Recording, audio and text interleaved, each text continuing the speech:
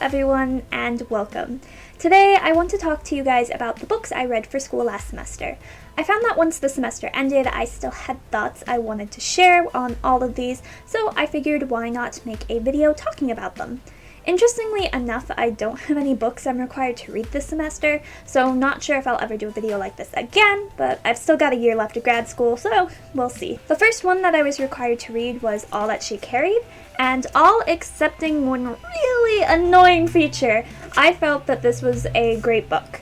Especially if you, like me, have any interest in how you can take a single object and break down its history to tell tons of different stories. Because that is the goal of what Taya Miles is doing. She's taking a single artifact known as Ashley's Sack and doing a deep dive of all the many different stories it can tell. Everything from how the sack was created to how it got into the hands of slaves. She talks about the embroidery, how it was passed down through the family line, and the significance of what the sack first held when the mother passed it to a daughter who was being sold away from her. Another part I enjoyed is that this book breaks down how Miles got this information, the steps she takes to make those discoveries. It really becomes a how-to for those who have objects they want to do this type of research for.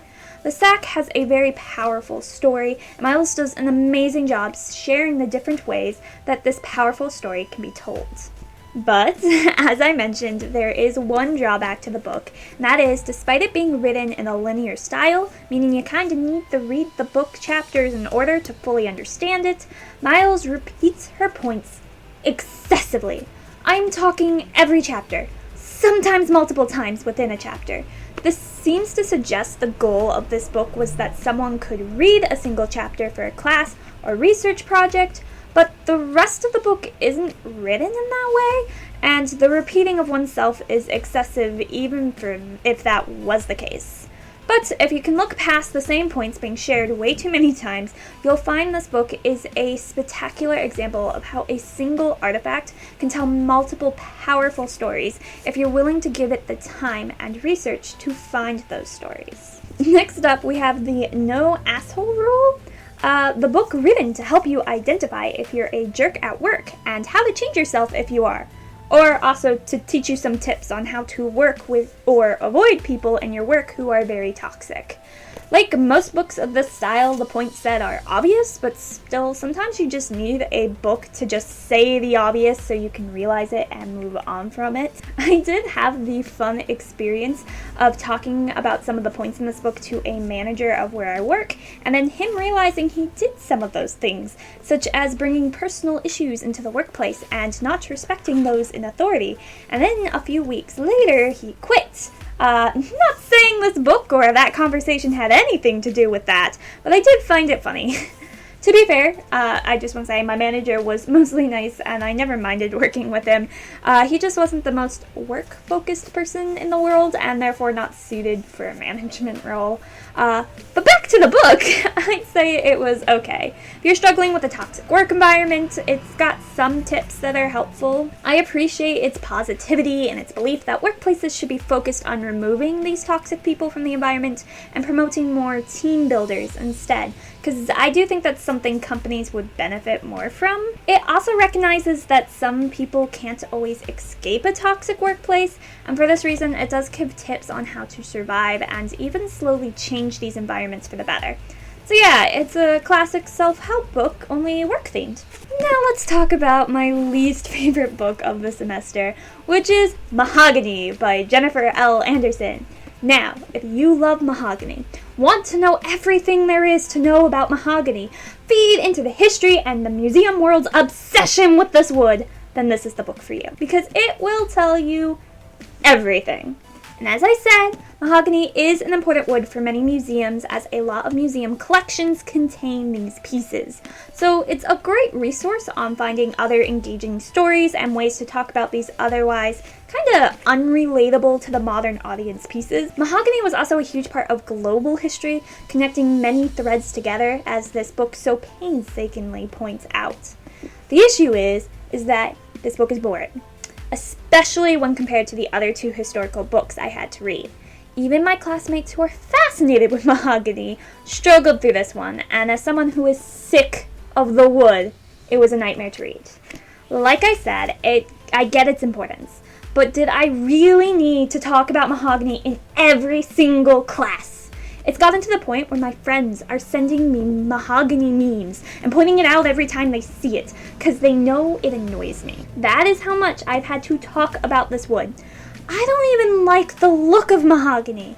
I prefer oak, or if you have to go exotic, go with rosewood. Okay, sorry, I got a bit off topic there. It was a rant I had to get out.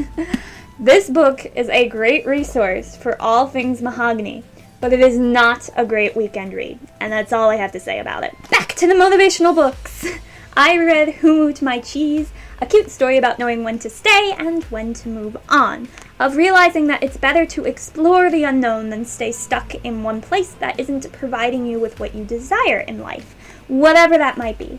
For me, it's purpose. When I was stuck doing technical writing in retail, I felt like I wasn't fulfilling my purpose, so I took a chance and applied to grad school, and now here I am. Same thing when COVID hit, I started doing YouTube videos for gaming and other things, and now this year, when I feel a desire to talk more about books and stories, I've started this channel. I think because I've moved a bunch, I've always been quick to take a more risky path for the sake of I feel I'll enjoy it and find more meaning out of it than the safer one, which meant I wasn't impacted by this book as much as my classmates or even my family members were. For me, leaving a situation when you no longer feel like you have a role to play there just makes sense. The unknown has always been exciting for me. I don't know what's going to happen in a year and a half after I graduate, but I'm already looking forward to it. Already excited for my next adventure and the next one after that. All that to say, this book makes you think. It's really easy to read and has some serious impact on my fellow classmates and family members, so if you have an hour to spare, because literally you can read this in under an hour, then maybe just give it a once-over. Now, the last book I read this semester also happens to be my favorite from the semester, and that is Give Me My Father's Body by Ken Harper. Blending together research techniques and storytelling is such a hard thing to do. All That She Carried came close to getting it, but even then it fell short. This book did not.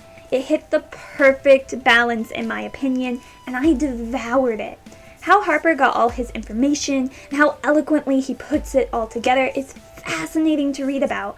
Also, this is such a hard topic to talk about. I mean, what happened to Mink was heartbreaking, and it could have been so easy to write this book in a black and white kind of way, to make everyone out to be either a bad or good guy. But Harper didn't do that. He simply took the facts and told a story those facts share. As a reader, we then get to decide what or even if things were wrong. And trust me, things were done wrong. It brings up all of these complicated questions without answering any of them, because there is no answer really. I feel like in modern days we love to insert our own bias or opinions on historical events, that we often forget that the purpose of sharing history is to share it and let others decide their own thoughts on what was being shared. So getting to read a book that does remember that and does it so well was really refreshing. This book is easy to read while telling a complex and compelling story that will stick with you long after you've read it.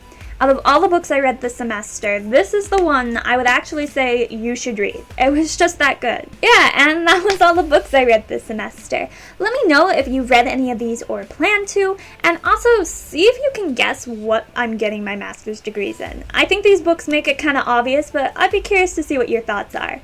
But that's all I've got for you. Have a wonderful night, and I'll talk to you again soon.